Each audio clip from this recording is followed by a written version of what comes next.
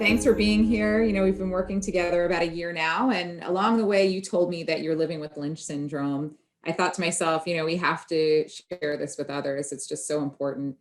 So some might think that you are in this genetic testing field here at Natera by coincidence, and maybe you found out your Lynch syndrome status somewhere after that. Can you tell everybody a little bit about how you landed in genetic testing? Yeah, thank you so much for having me today. So, the fact that I work in genetic testing is certainly not a coincidence. And I'm really a big believer that everything happens for a reason. So, I grew up with a cousin who is my age who has cystic fibrosis. So, I spent a lot of time, with her in the hospital when she would go in for her checkups. And so, I understood from a young age what genetic disease was and how impactful it is, not just on an immediate family, but on the extended family. So my original journey took me to selling carrier screening with the genetics lab. And while I was there, we had some interesting things come up within my family, which I'm going to share with you today. But we turned out to have won what we call the genetic jackpot in my family. So not only do we have cystic fibrosis in my family, but we also have Lynch syndrome in my family as well. And I am affected. Yeah. So can you tell us a little bit about that? Aside from your cousin, what are some of the other patterns that you notice with your family members?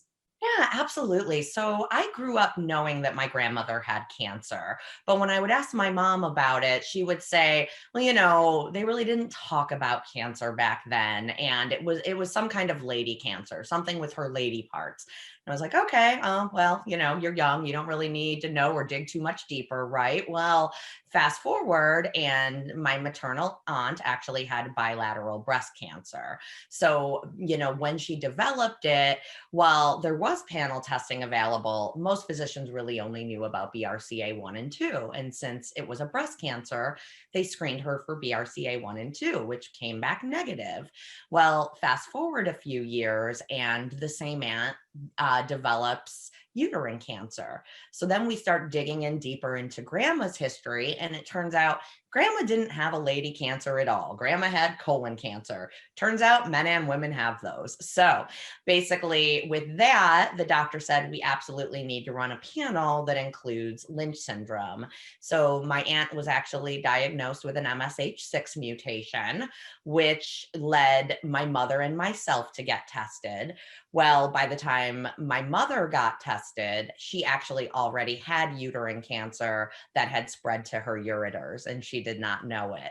So for me, I feel like the luckiest person in the world to have this information, because this allows me to be a previvor. I can take control of my health now and make sure that I don't ever have to deal with uterine cancer or colon cancer like every woman in my maternal line has so far. Yeah, that is really important, is that you were able to learn this information so early. Were you surprised that your aunt wasn't offered a full panel when she first started, when she had her first tests and Yeah, diagnosis? that's a really good question, and is, a little bit of a sore subject because my aunt actually was offered a full panel, but unfortunately, her insurance at the time, because we only knew of the bilateral breast cancer and we didn't know what grandma's cancer was, they only approved the BRCA1 and 2. So, it is a little frustrating because obviously my aunt and my mother's uterine cancer could have been completely avoidable had they received that information years sooner as they could have. And do you think many physicians today, like this OB, would know to say, hey, to advocate for these additional genes being tested?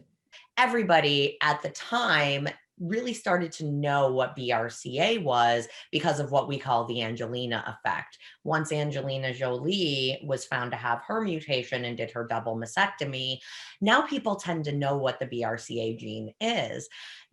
Physicians, specifically OBGYNs, they know HBOC, they know hereditary breast and ovarian cancer, but they don't know Lynch because we haven't had our Angelina moment yet.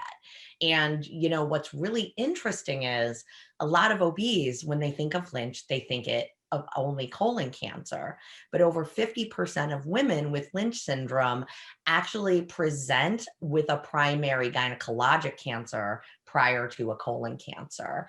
So I think there is a lot of room for education around Lynch syndrome for us to still do. Great. Yeah. And so you did say you are a previvor.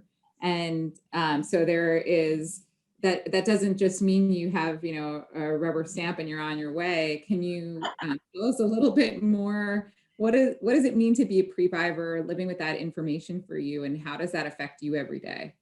Yeah, absolutely. So no, unfortunately, there's no rubber stamp like I know, and now I'm bulletproof. So there's a lot of work that goes into taking control of my health, but it's work that I happily do.